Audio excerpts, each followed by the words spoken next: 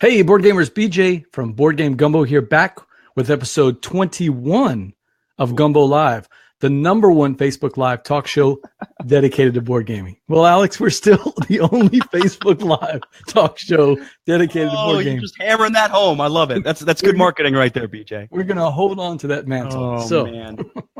We're a proud member of Punchboard Media, where we all bring something to the table. Check out some other fine members. Hey, people you know. The Draft Mechanic Podcast, Jake and Danielle Bach, they do an amazing job combining their love of draft beer and board games, as they say, any way they can. So, special guest tonight, you heard his voice on Gumbo Live, Alex Goldsmith, chief noisemaker of Gray Fox Game, and one half of the Dukes of Dice. Hold on. Costume change. Official roles here. Hang on one second. So, right. Chief Noisemaker. That's the Chief Noisemaker shirt. And there's the Duke shirt. All right. And one half of the Dukes of Dice. Show it off there. Those colors, though, those look a little weird. That is not purple nor gold. I have a purple Duke shirt. I do have that. So do I. I love my shirt. So, Alex, we're going to be talking Bushido, a game of dueling, drafting, and dice. Now on Kickstarter. Was that you with the DDD? It's got to be. Might have been. With the alliteration? Okay. Yeah, it might have been. Unless you had gotten Steve to take care of that. But Steve, I do reach out to Steve every now and then for help, in fairness. So he's good. Hit me up on social media, Twitter @BoardGameGumbo, Facebook.com/BoardGameGumbo, or at email BoardGameGumbo@gmail.com. Tonight, we're going to try to do something a little different if it works, if anybody shows up. It's, it's a Facebook Live. We usually have a couple of different guests, and if somebody wants to, I'll actually put them up there, Alex, and we'll let them talk to you. Oh, boy. But before we begin, I have a couple of show notes. And Steve O'Rourke already checking in. The name father says, "I'm here when you need me, Alex." Well, actually, I don't know if that was a good impression because I've never met Steve. I'm still not 100% convinced he's a real person. I'm gonna go with that. His voice goes like this: "I'm here when you need me, Alex." I think that's unlikely. I actually think that's unlikely. I think he surprisingly has like a really good Southern drawl. Here's my second one. You took my joke. I was about to say, "I'm here when you need me, Alex."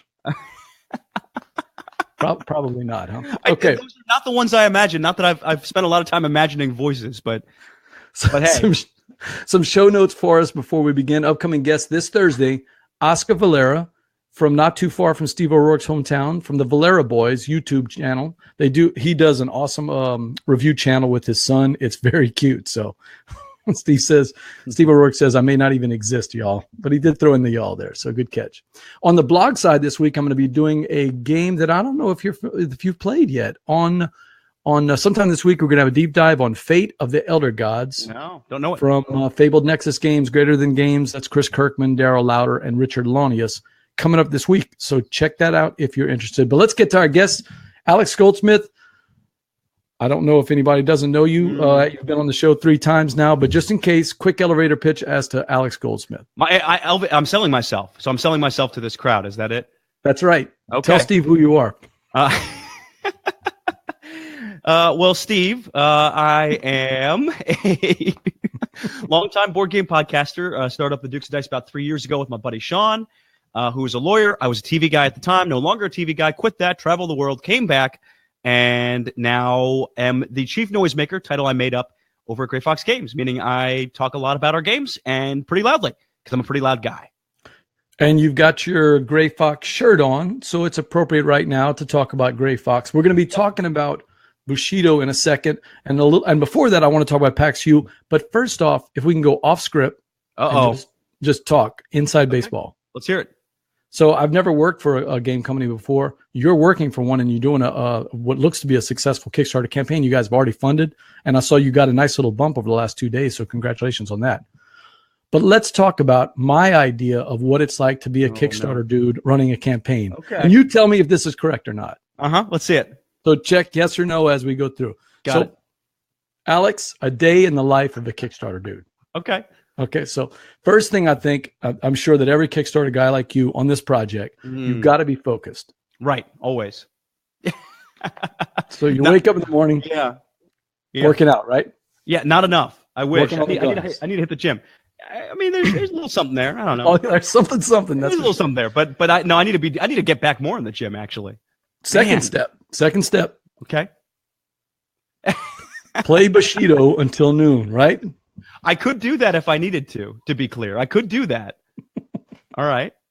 Third step, and this is appropriate. I think this is the one that's a guarantee. Out of all the ones, this is a guarantee. It's lunchtime. So okay. All right. Here's Am the I inside on track? Here's the inside scoop. Here's the inside scoop. You ready? Yeah. We all actually go out to lunch most days. We didn't today, but most days we'll all go grab lunch together. Barbecue is an occasional, but the most common two places, there's a place called Breakfast and Burger down there in Afton, Missouri. Mom and pop, local diner, real good burgers. like it. Real good burgers. So that tends to be one of the go-to spots. The other one is a pizza spot called Pieology.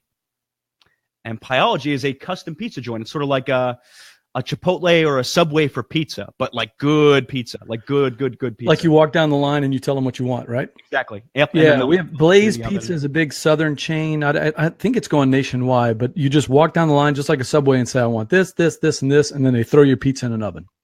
So back in New Mexico, there's a place called Wise Pies that was actually big enough, or tried to be big enough, to get the naming rights to the pit, the famous, the only famous spot in New Mexico. So it was Wise Pies Arena, aka the Pit, for a little while there.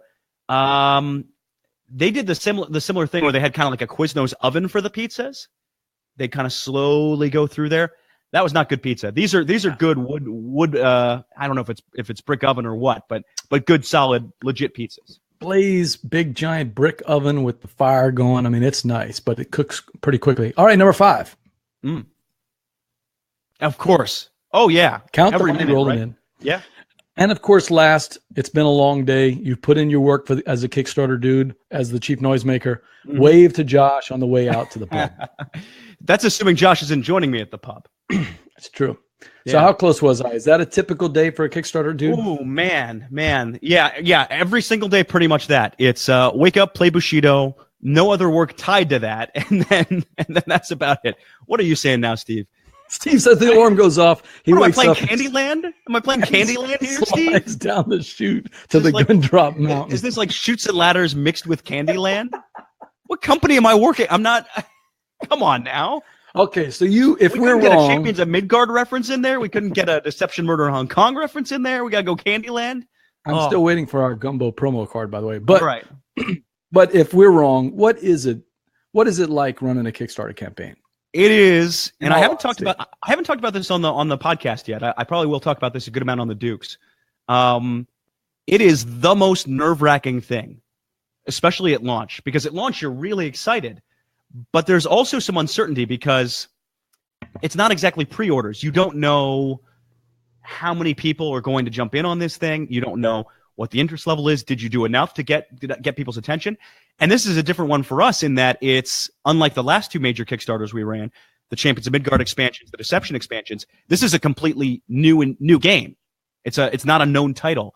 We try and think we're a bit more of a known company, but you never know how something like that's going to get received. So it's nerve-wracking. And then it goes really well in the first few hours, and then it slows down and maybe even goes to a halt for a little bit, and you get worried. You try and think, how else can we get the word out? What can we do here to try and let folks know about this game? Because it's not like you're at a con where you just go up and show someone. They have to, off of playthrough videos, other people's reviews. We just put up a print and play today, so if you're handy with scissors and glue sticks, you can make your own copy of Bushido at home, a demo copy of it. And so we do our best to make that decision an easy one that says, hey, if you like this kind of game, if you like this kind of dueling game, this is one you really should be looking at. So it's hard to know if it's going to stick or not, right? It's so in those moments you're sitting back wondering, should I be doing more? Should I have been doing this? Where do we maybe make a misstep? What do we do right that's getting all these people to our campaign? So it's a bit of a blur in some ways, and it's not a sit back and count the money kind of thing, that's for sure. I hope we did enough with this kind of thing. BJ, I lost you for a little bit there. I can't hear you. If you can hear me, I can't hear you. How about now? Yep, that's better. What new channels did you try to broadcast on for the Kickstarter? Where did you try to make the most noise? What are you focusing on? So we did a few routes, and some of them had different levels of effectiveness. One of them, for instance, was we did what's called a BGG site takeover. It's the first time we've done this. We did it for Black Friday, where if you pay a certain amount, along with a certain number of impressions on that website, you can get half of the spots. You can get half of the spots on the front page on that big top banner. We did that, but I think because of the timing with Black Friday, it didn't seem to hit very well for us. And this may be just a weird time of year for Kickstarters as well, where folks are looking for games they actually need to buy for other people rather than games on the horizon that they'll want to get in June. There's sort of a need to get now. Other channels, our folks at Miniature Market, who we're pretty close to, helped us out, mentioned in the newsletter. That was a nice boost today. Our own newsletter has been a pretty nice source of things. We have a copy out to Married with Board Games. I don't know if you know those folks. BJ. That's Laura and Spence. Yes, it is indeed. Yeah. And so we're hoping that's a nice 2-player fit for them. The guys over at Neverboard seem to like it. We sent it, of course, and played it with some of the Dice Tower folks.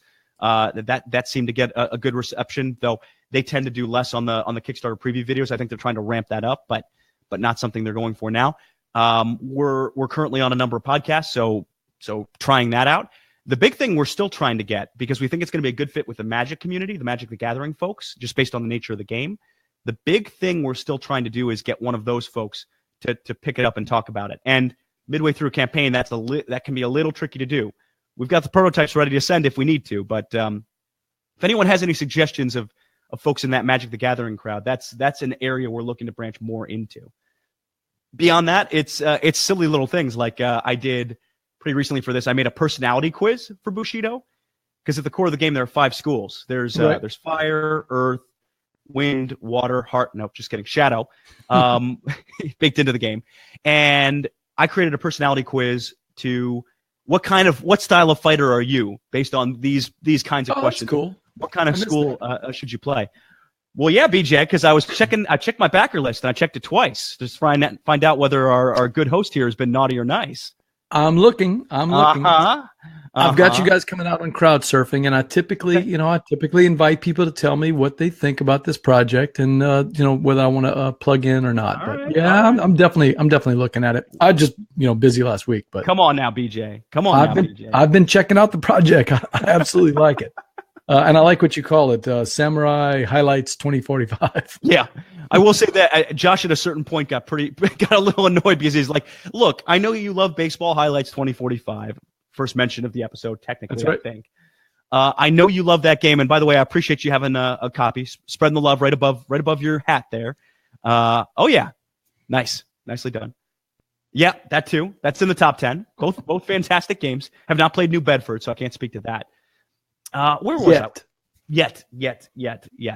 But I keep mentioning to people, especially folks in the media crowd, be like, Josh was getting annoyed. Yeah, he was getting annoyed. He's like, look, I know you love it, but that may not be the best selling point. Yes, they have this mechanic in common, but the games do decent enough things differently. And as a reference point, that whole idea of drafting, dueling, and dice probably hooks people a little more than it's like Baseball Highlights 2045, but with swords. Well, that's a great segue, though. You ran the Baseball Highlights 2045 tournament at the Dice Tower. If you were meeting up with those 16 guys and saying, hey, look, I know you like this game.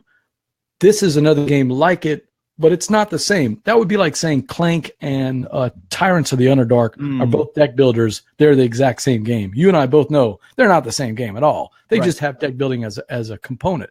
So what would you say to people that enjoy Baseball Highlights 2045? Why would they want to pick up Bushido?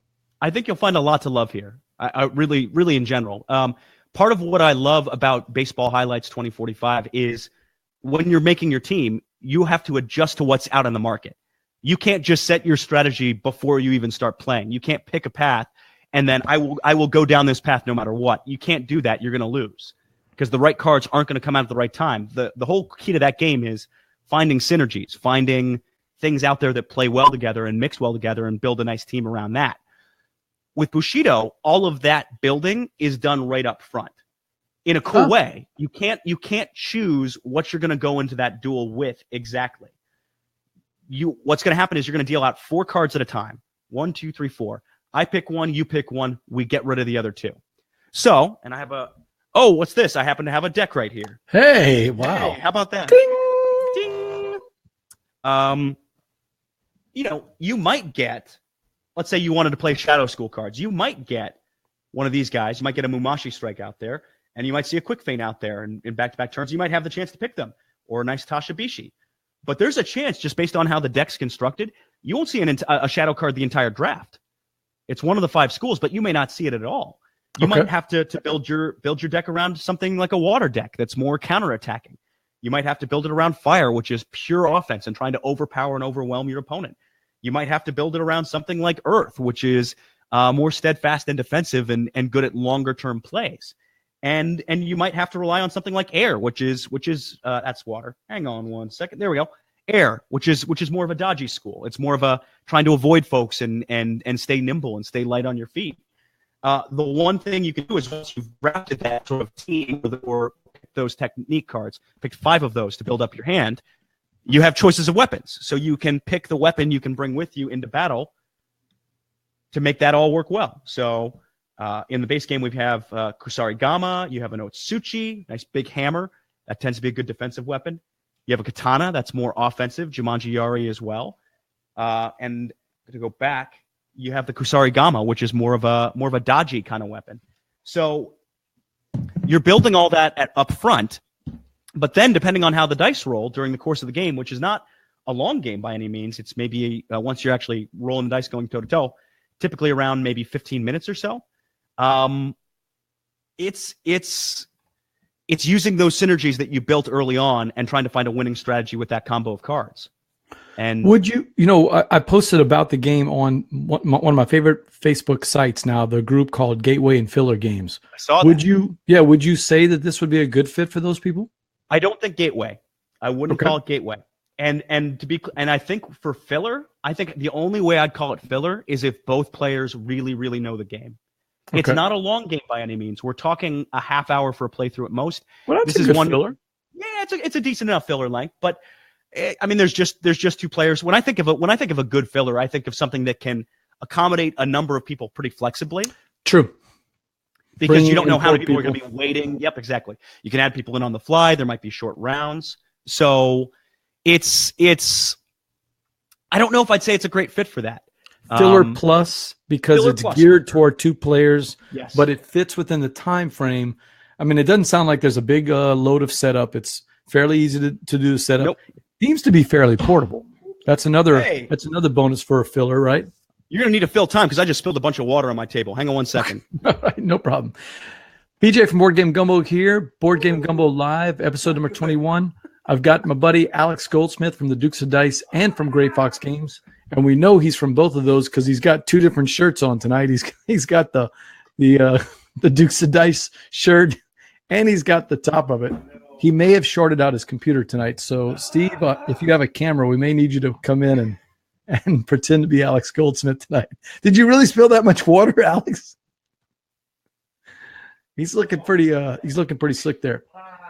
Yeah, don't forget, well, you can always hit us up on social media at Board Game Gumbo, Facebook.com/BoardGameGumbo. If you want to know the guests that we've got coming out, if you want to keep up with what shows we're going to do, please like the Facebook page. That helps us get the word out and spreads it out. And also you can send us an email anytime at boardgamegumbo@gmail.com. And too bad, yeah, Sean, too bad Alex is missing your comments here. Classic Alex there. So, Alex, while you were gone, Steve said you're not even on the screen. Who doesn't exist? Oh, and then I'm not sure if you know him. We have a fan from Albuquerque that wanted to say classic Alex. Someone named Sean Ramirez. Lives. He's not too busy. He checked in just to make sure he could tell you that. So, like I said, my guest tonight, Alex Goldsmith from the Dukes of Dice and from Gray Fox Games. No. Oh, the man. Chief Water Spiller at Gray Fox Games. Yeah, that's about right. We've got a new hashtag for you, courtesy of Sean Ramirez. Hashtag Clumsy Duke Alex. No more Mean Duke Alex. I wear a lot of hats. Is that water Duke Alex, Duke Alex, Waterlog Duke Alex. This is a bummer. That's a big bummer. Man. Was that water or vodka? It was water. It was water. Luckily for you, this is live, so we can fix all this in post. Oh, perfect. No problem at all. Excellent. Oh. See, here's the thing. I have good Italian heritage. My mom's Motroni, so I talk with my hands a lot. And I don't know if you saw, I already bumped my earphones out of my ear once. I've knocked this microphone about 3 times, and then I knock over the water, all within the span of about 3 or 4 minutes there. Oh. All right, so we were talking Bushido right before you spilled half of your water jar on the computer. And may or may not have ruined a prototype. We're going to find that out later. That's fun. Yeah, what prototype was that again? That was a prototype for Bushido. Oh, you can say. Okay, it's actual. It. Oh, as long as I have just the Gray Fox shirt on, I can say it. If I have the Duke shirt on, I can't say that. Yeah, we can't do that. No. Right, it's a mix. So I have to be careful. So Bushido is a game of dueling, drafting, and dice right now out on Kickstarter. You and I were talking about being maybe a filler plus 2 players. It's portable. It's got a relatively short play time. And I took a quick look at the rules that you guys posted today on the Kickstarter. By the way, I got to give you guys kudos. So I'm not a Kickstarter expert.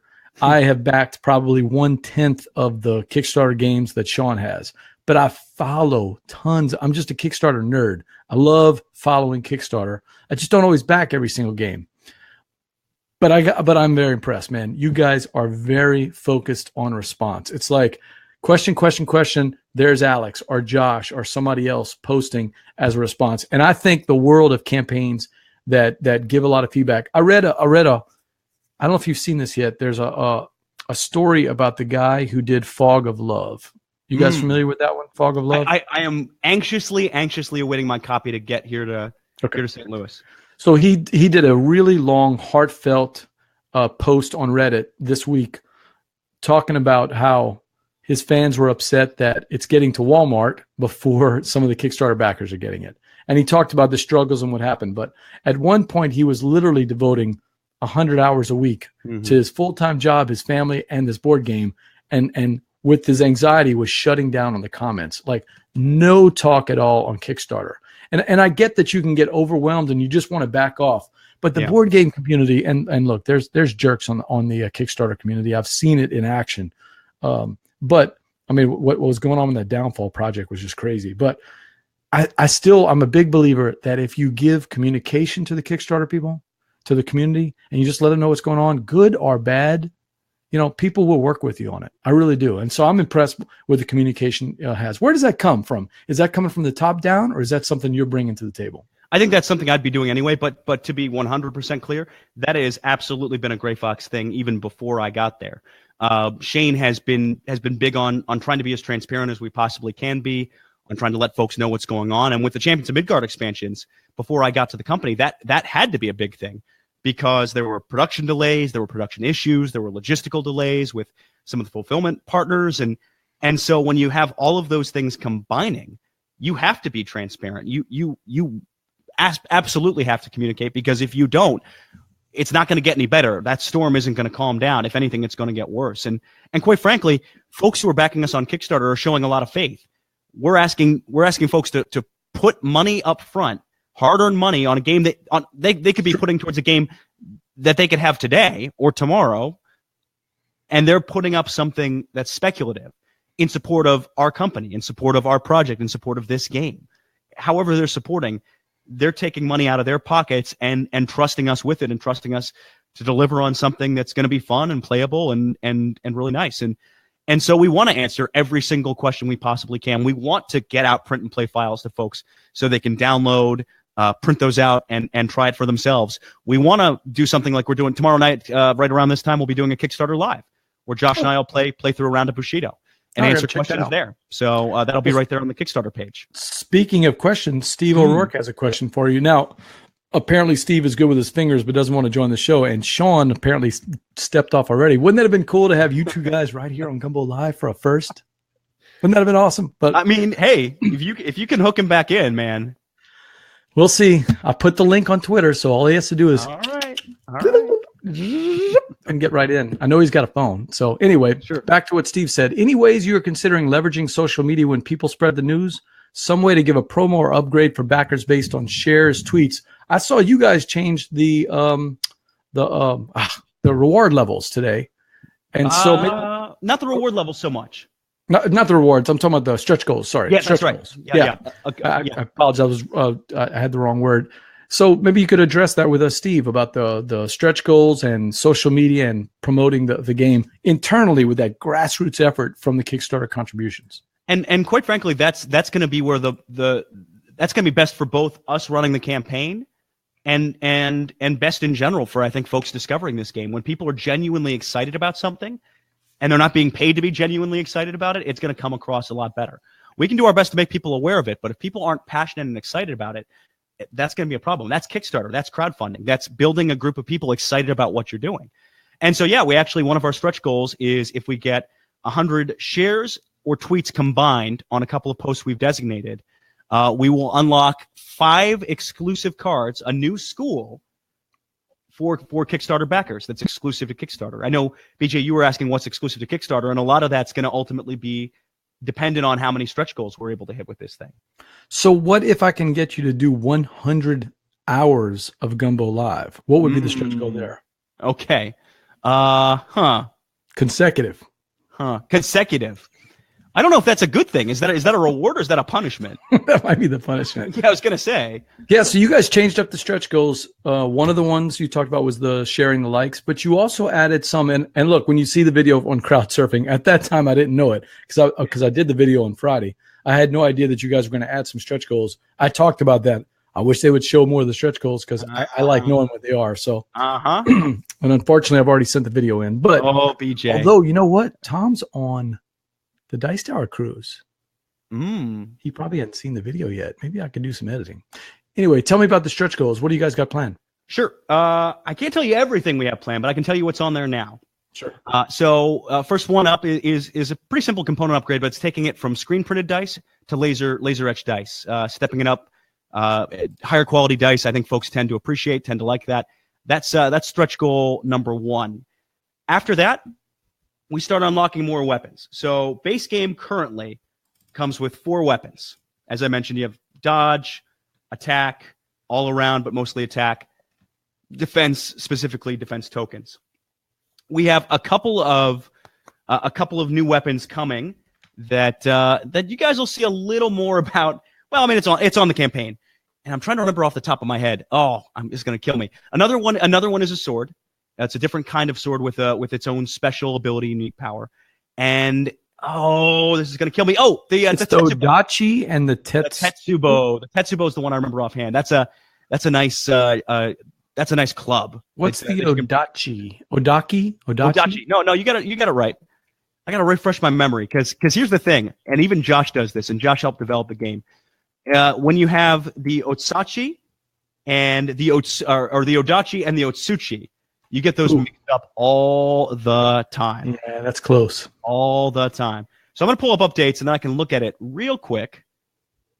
Early stretch. Yeah, let's see how you guys are doing right now. Let's see. Wow, look at this, another $500. I know, man. Gumbo Live, just kicking it in right here. Did you just pledge $500? That'd be pretty impressive. Yeah. No, the Odachi lets you store dice, which you can use. Part of why that's good in Bushido, and I'm going to pull out one of these boards. Hopefully, that's not too soaking wet. Man, I hope this dries. Is in Bushido when you do damage, sort of like hits in baseball highlights. Not to compare the games as I always do. When you do damage, it converts here at the bottom. So if you let 1 hit go through, that's just 1 damage out of your 12 hit points. If you let 2 go through, though, that's getting into 3. 3 hits through, that's 6 damage you're going to get hit with. 4 hits is 10, and 5 is an instant kill. Okay. So, as a result, you want to hit people with bigger attacks at once. Hitting someone with 1 or 2 attacks, it might nickel and dime them, but ultimately, the more the merrier when it comes to hits. The Odachi is good at holding dice on it until that opportune moment to unleash the dice and unleash a massive attack. Get the big hit.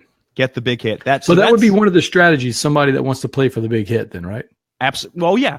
Oh, yeah. You want to time it right so that you're in position to get that big kill, and your opponent's not. I've lost games of this where I've been in a position where all the cards are out of my hand because you have to take an action or effectively a turn to get cards back in hand, and then someone also at the same time disabled any sort of weapon abilities I'd have, any sort of guard abilities. So I rolled no dice, and they decapitated me. It was beautifully timed. The Tetsubo is a club, it has more space for defense tokens. And what it does is it basically allows you to focus on Tory tokens. Tory tokens in the game are used to trigger off card abilities. They're used to pay for rerolls. This lets you use them in direct fashion.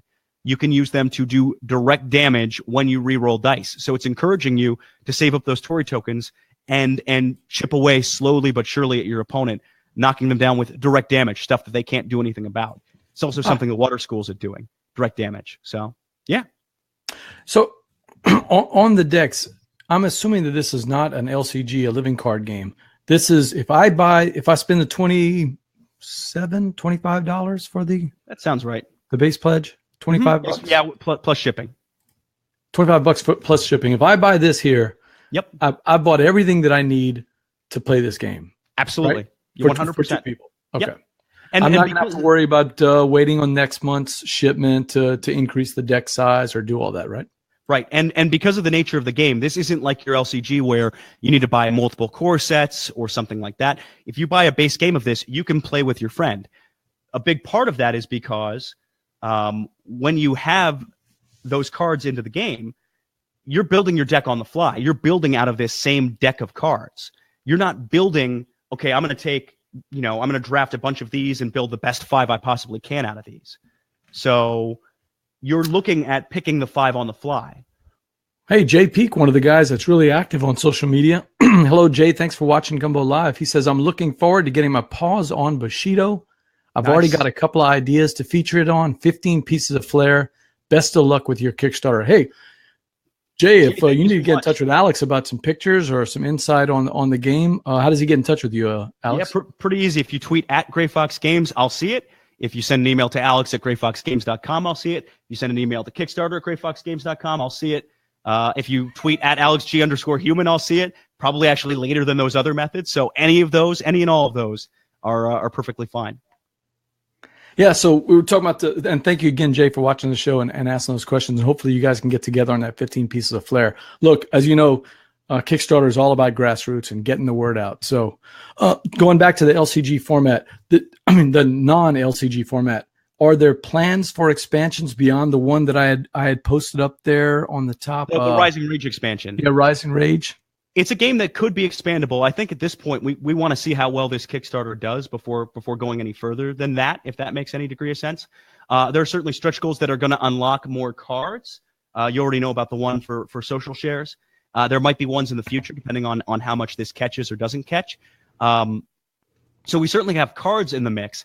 And it's a game that definitely has the potential for more expansions if it proves popular enough. I think it's really hard to, when you have a Kickstarter game, be able to commit to future expansions down the line, other than the one we've already obviously announced on that page.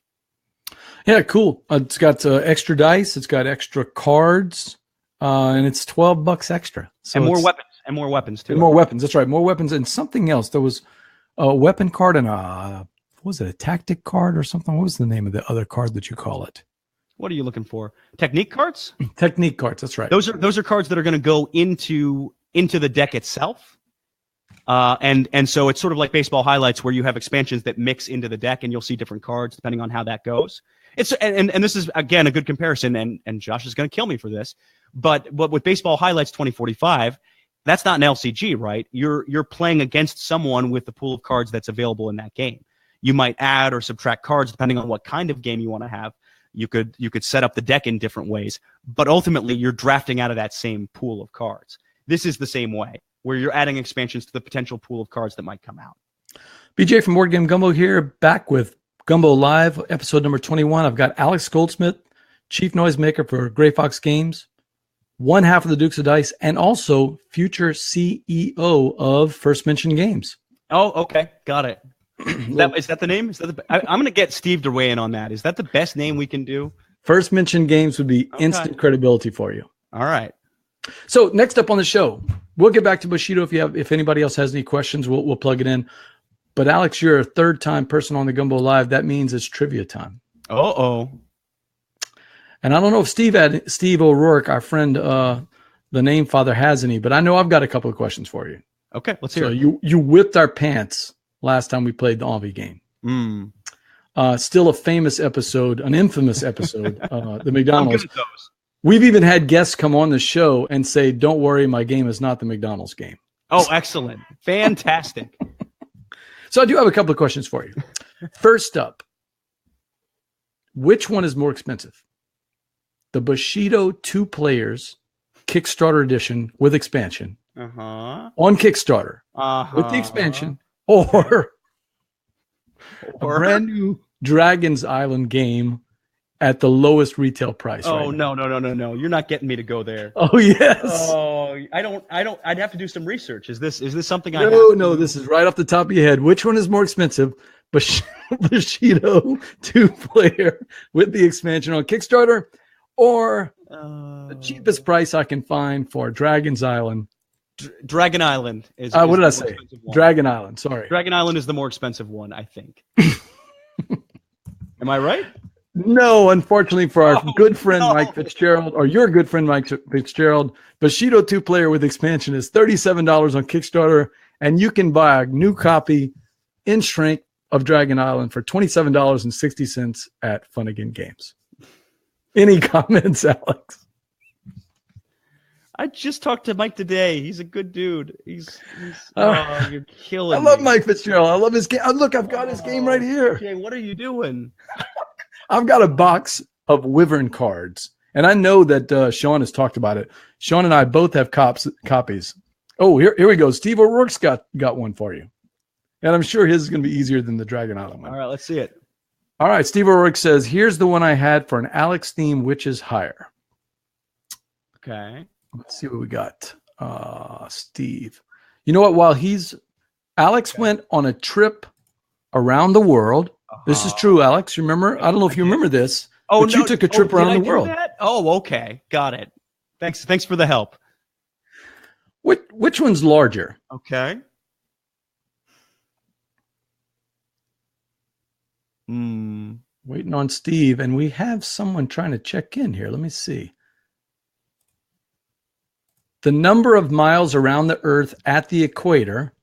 Hey, there he is. What? We've got a special guest here tonight. Hello. You're out of uniform, sir.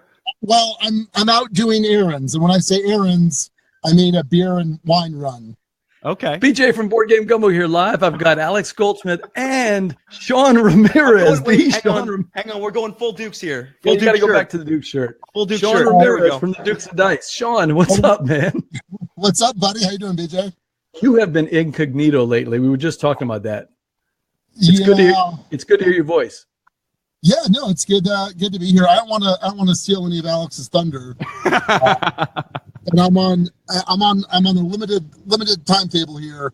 Well, this works because your buddy, the arch nemesis of Alex Goldsmith, is putting up a really good trivia question. So while we're visiting, he's going to be posting it up. Cool. Oh, in fact, I think he's got it right. So he's got it ready. So let's see which one of you guys can get this right. All right.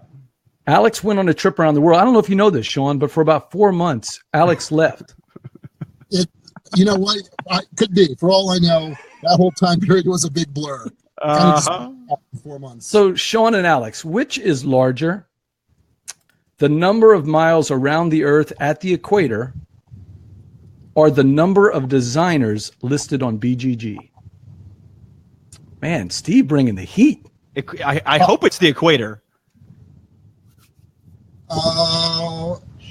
Sean, are you going to try to guess the same as Alex? I'm going to go with designers. So Sean says designer, Steve, and Alex says the number of miles around the Earth at the equator. And now through the magic of the internet, I'm going to tell Steve that, and he's going to post it up on the internet for us to know. Oh, just somewhere on the internet? I have to go search it now? Man. No. Steve's going to look it up, and he's going to let us know. Got it. So we don't have an answer ready. I got it. No, we don't have an answer ready. It's a live teleport. We'll fix all this in post. Man, you prepare like I do, BJ. What's going on here? We'll fix all this in post. Don't worry. That's a pretty big insult. Yeah, so Sean, you're going to be shocked. Right before the show, I said, "Now, Alex, I know you've gone over the show notes, right?" Take a guess. Of course I have. All right, so let's see who's got it right. So just to refresh, Alex, you said the number of miles around the Earth, and Sean said the number of designers. And guess what?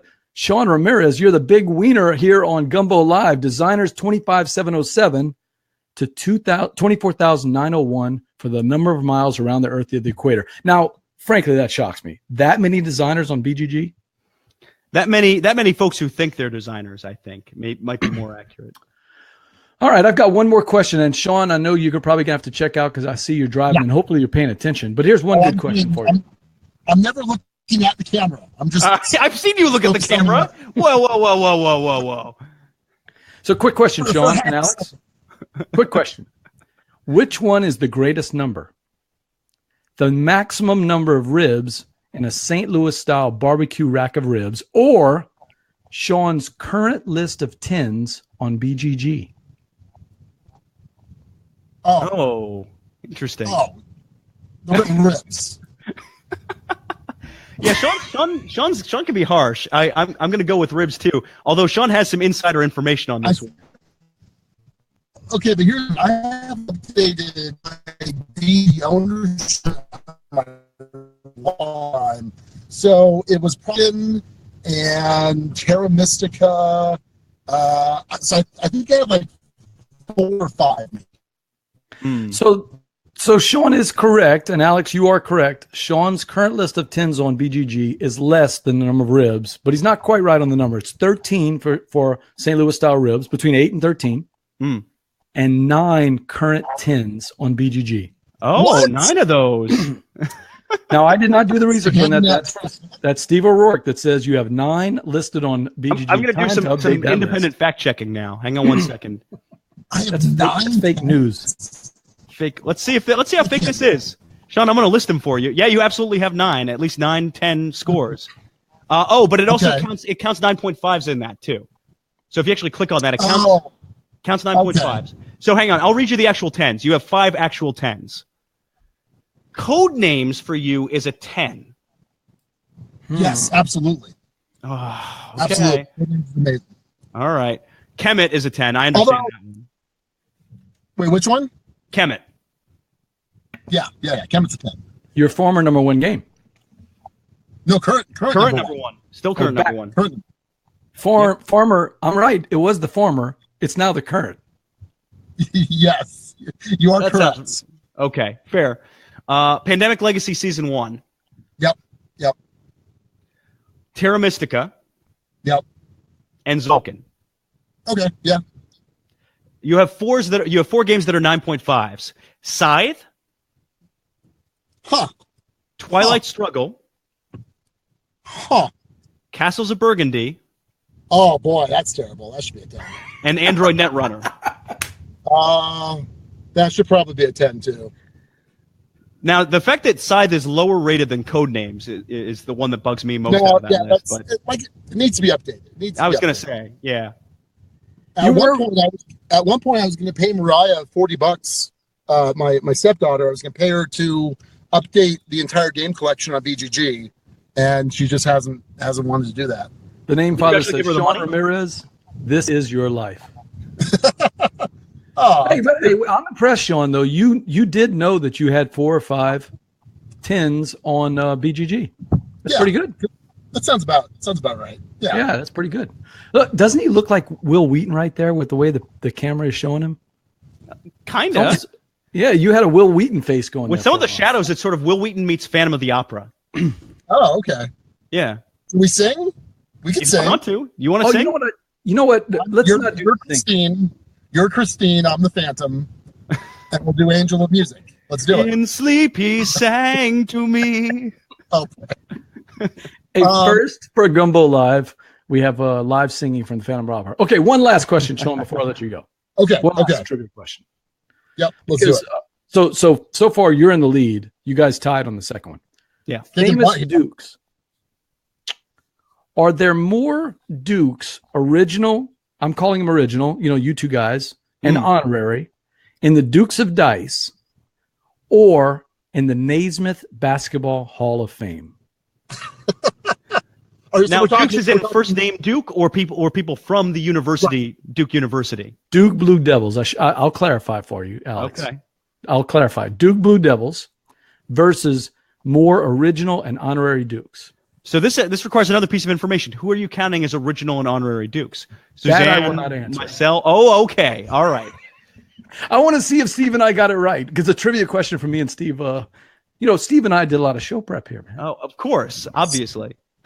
So technically, anyone that has co-hosted a full-length episode is an honorary Duke. Technically, I think that's our that's how we've intended it. I heard some dissension in the ranks. No, that's not dissension. That's just thinking about it. That's okay.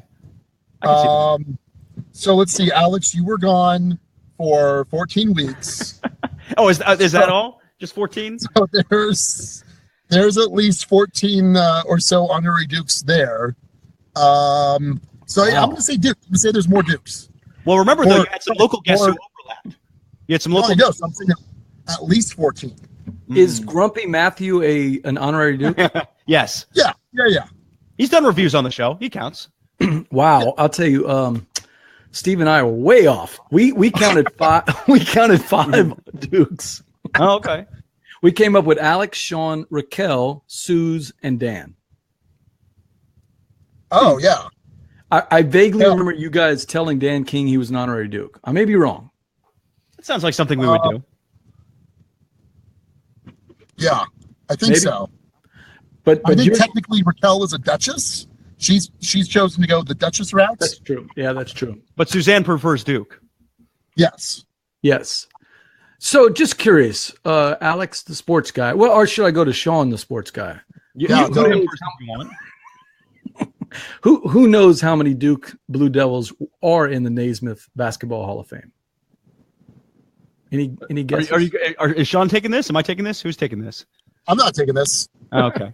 I don't know the number. I could name some folks, but I don't know the number exactly. I would say, based off of your guys' list of 5, there are more Duke Blue Devils in the Basketball Hall of Fame, or I'd be very surprised.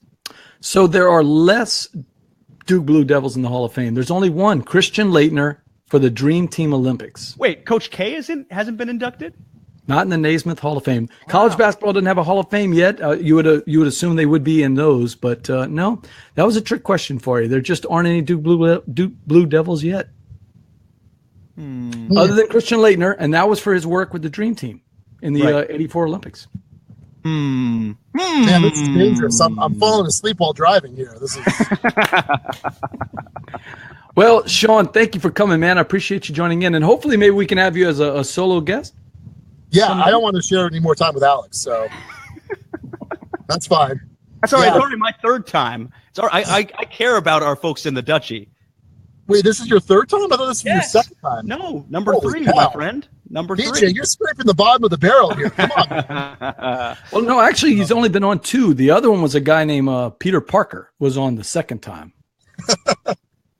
Were you in costume? Were you in your terrible, cheap store-bought costume? I was, absolutely.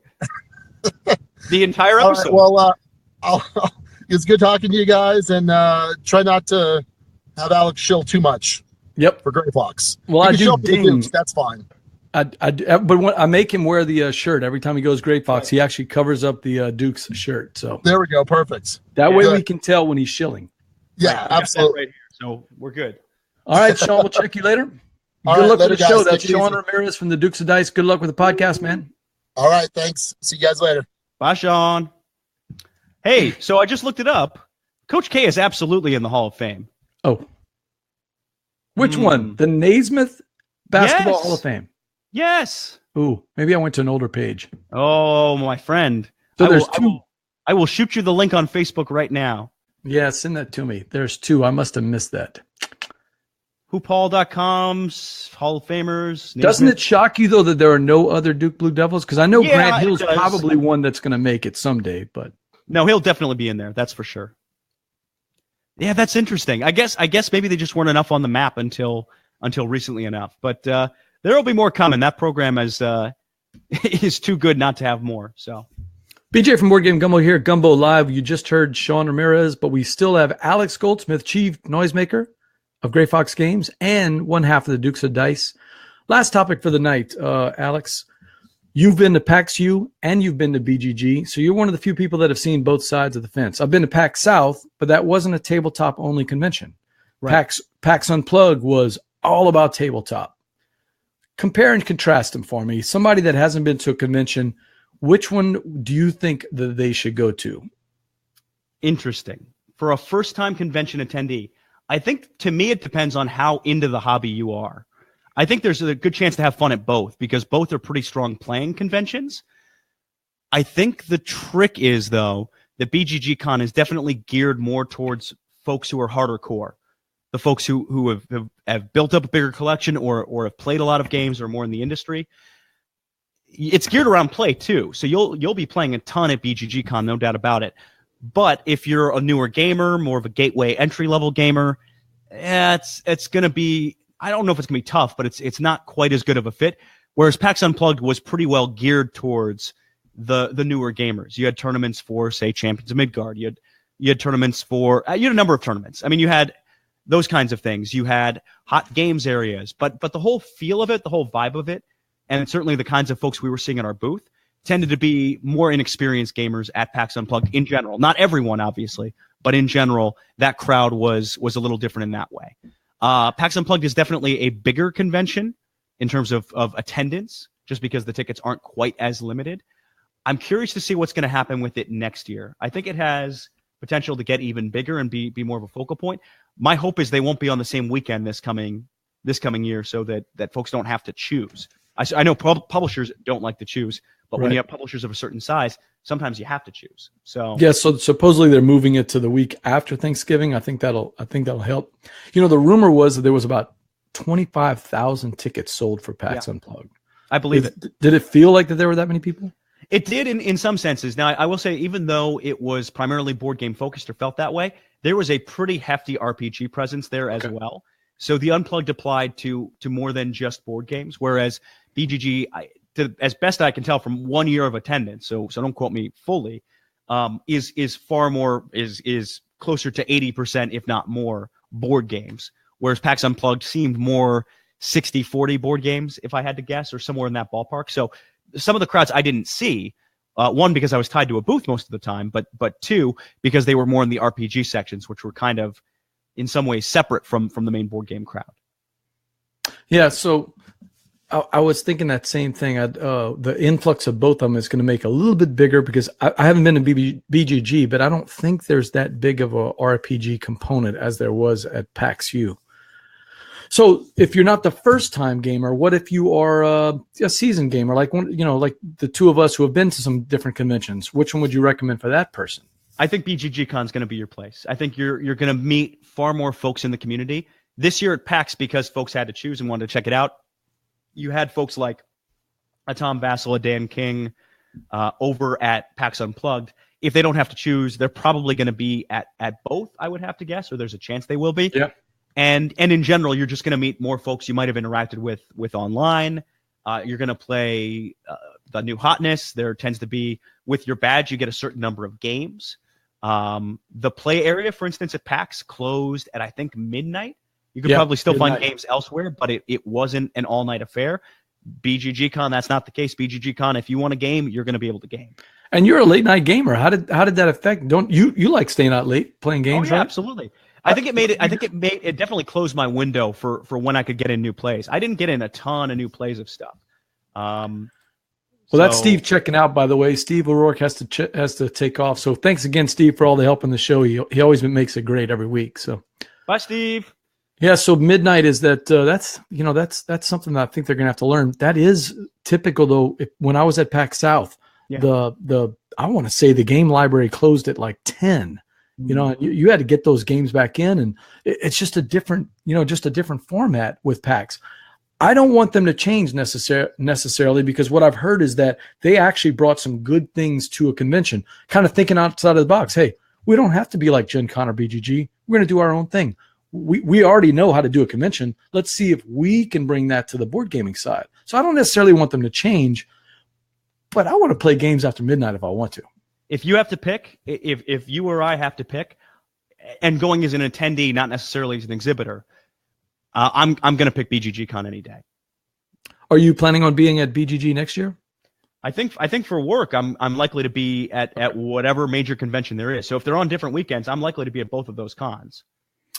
Well, the Gumbo crew is always there. I have not yet made it, but I plan on being there next year. So that should be my first BGG. And I'm thinking about Geekway to the West. I don't know if you know, there's a little convention kind of close to you. Right? You come to town, you got a couch to crash on if you need one, BJ. So did you run into Matt Morgan, who's the tabletop guy over at PAX? Did he pass by the booth? If he did, he didn't make himself known to me, and I was so absorbed in things. I certainly don't remember bumping into him. So I got a chance to visit with him a long time at PAX South, and man, I was impressed. It was the buzz of PAX South. That was actually when they announced it, and everybody was talking about PAX U, that it's gonna be the same weekend as BGG, blah blah blah. And he came out and said, "Look, we think that the Northeast isn't serviced by any large conventions," which he's right. He's right. And he said, "We think we have a different style, so we don't really think we're competing with anybody." I was not impressed with their board game library. And from what I've heard, PAX Unplugged was a little better, and they had a lot more Essen games, but they still have a ways to go with their gaming library. But I'm impressed with Matt Morgan's passion for conventions and board games. So did you see that? Did the passion come out at PAX Unplugged? I think when you have as robust of a first look area as they have, I think that indicates a good degree of passion. And certainly they were coming by our booth asking to help arrange tournaments. They were asking for Harvest Dice primarily. For the hot games area, which we provided a couple of copies for that. So it was all there. I think the desire was there. I don't think these were folks who didn't know what they were doing, who were just trying to co-opt the board game space and say, oh, this is kind of hot. Let's see what we can do with it. I think these are folks who are genuinely trying to put on a good show. I think things like the closing down at midnight, though, are going to make it a little less appealing for that hardcore crowd. And you know what? They may not care about that. They may say, look, we're the one show up in the Northeast, and if you want to be at a major show in the Northeast, you're coming here and you're going to do that. I also think, though, they're likely to at least listen in some form or fashion to folks, and it wouldn't surprise me if you see some sort of late gaming area next year. They were very good to work with from an exhibitor side of things. They were pretty friendly. Did you get a sense of whether it was a stay and play type of convention, or was it just day trippers coming in? Hard to say. I mean, like I mentioned, it was more of the casual crowd. And I think for some folks, this was definitely their first convention ever. So I think there were certainly some folks who came into town, were there. It was a destination they were playing. I also think, though, because of the nature of the Northeast, the fact that you can commute in and out of places, I think there were definitely some folks who just made the trip in, checked out the exhibit hall, maybe played a couple games, and then bounced. So it's hard to judge. I mean, being so tied up to the booth, you don't get as good of a sense as you might get as an attendee, if that makes sense. I may not be the best person to answer that question. All right, so you and I both worked at Gen Con, and in fact, we worked similar schedules. We worked basically all day, every day. Yeah. But that was different. I was just a volunteer. You were a volunteer. We were working for our ticket and for our place to stay, right? Some free games that they gave us. I love teaching games, and I actually love volunteering for companies. But at the end of the day, I'm still a volunteer, Yeah. This was your first convention.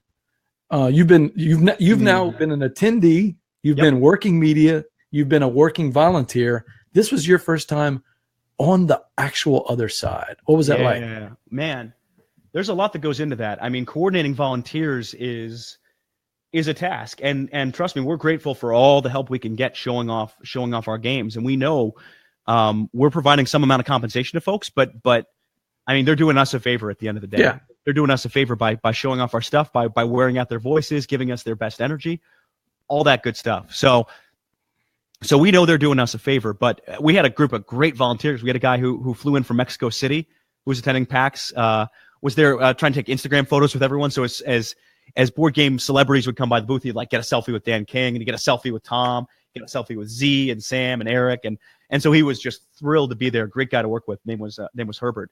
And then you get couples. You got local couples who helped us out. You got a dad, his son, and his son's girlfriend were a trio of volunteers who came and helped out. So working with those folks was really awesome, and seeing the passion they have for our games. And you don't know what you're going to get on that front. And I was pleasantly surprised with just how well that all went. There are a lot of good people in this community. I knew that, but to see folks working as hard as they were, that was nice. Man, there's some things, though, that can slip up, though, little things. Our table covers. We had these rounded, nice table covers for different games. And I was putting one over one of the table legs for Super Hot to get it ready, and it was just a little too tight, and I was just stretch. And, of course, the inevitable happens. I ripped the dang thing. Oh, man. Ripped just like right down the seam. Luckily, Josh has a little bit of sewing skill, so he got some gear and actually patched that thing up. But it wasn't quite sitting flush over the. It was like a kid who's outgrown their pants. It was just kind of like calf high on the table. No one seemed to notice too much, but I noticed, and that wasn't cool. We were trying to make booth adjustments to make things more open. What else? Oh, our shirts. We didn't find our shirts until we were packing up to leave. We didn't find our volunteer T-shirts until we were packing up. Oh, no. They were somehow in an unmarked box that none of us opened. So we ended up shipping those back, and we'll be getting volunteers. There was at least one couple who wanted to get a shirt from us once we got the stuff back from PAX. So we'll get them their shirt. We don't want to leave folks shirt deprived, but it's just little things, man, and stress and trying to put on a good show and trying to present. So anyway, Steve said one of his students worked at PAX and he told her to hit Great Fox. Jeanette. Interesting. All right. Maybe she did. I don't know. A lot of people came through that booth. I will say this, from an exhibitor perspective, it was a really good demoing con. No shortage of people who wanted to try and play games. Like, we demoed a lot of Harvest Dice, a lot of Deception. That wasn't the issue. It wasn't as good, and we found this talking to other vendors too, of a selling convention. That sales, at least for certain games, weren't as high. But even North Star, who tends to do, I was looking over there. It looked like there were plenty of people demoing, but I know they had some stuff to ship out at the end of the day too. So first time con people trying to check out, they don't know the companies, they don't know the games. I can understand that. I did hear that as the convention went on, people actually came back and maybe demoed the game the day before and came back the next day and bought it. Right. But it's unlike a Gen Con where usually people try and then buy. Right. In a lot of cases. This is one where folks would try and then, okay, later.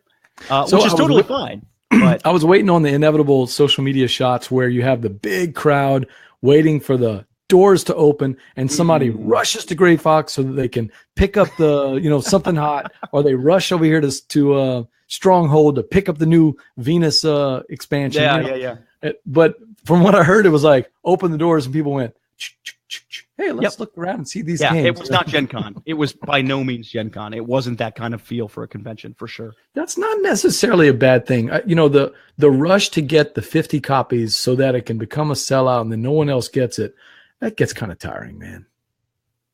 I'd much rather be able to walk around and visit with people and see what the games are. And really, I like going to the conventions for the social aspect. So sure.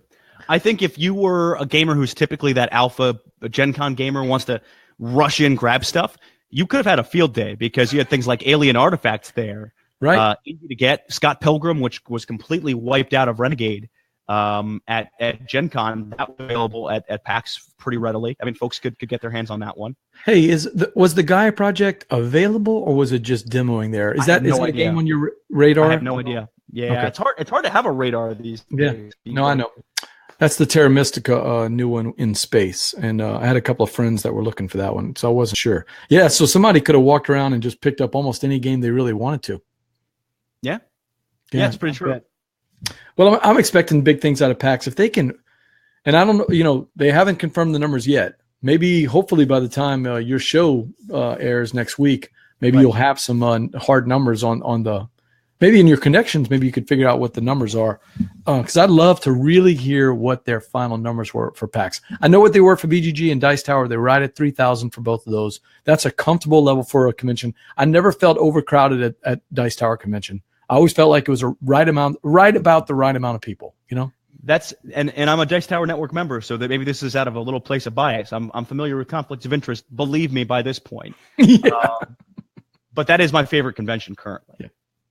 It's a fantastic fantastic con to play games at. I love my time at PAX South. I've loved the 2 times I've been in Gen Con, but Dice Tower Con, that's been my best one.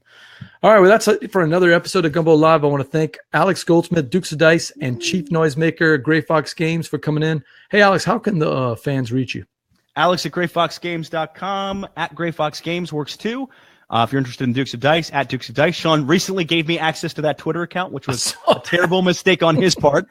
But I'll see stuff there too, and I'll see stuff all over the place. So whisper into an empty bowl of popcorn, and I might hear it. It depends on the day. Yeah. Fun fact. I like to see that. Make sure to like our Facebook page, facebook.com/BoardGameGumbo. It helps us get the word out about the show and about the guests that are going to be coming up. Thursday, we got Oscar Valero from the Valero Boys. I am BJ from Board Game Gumbo. And until next time, Alex, laissez le bon temps rouler.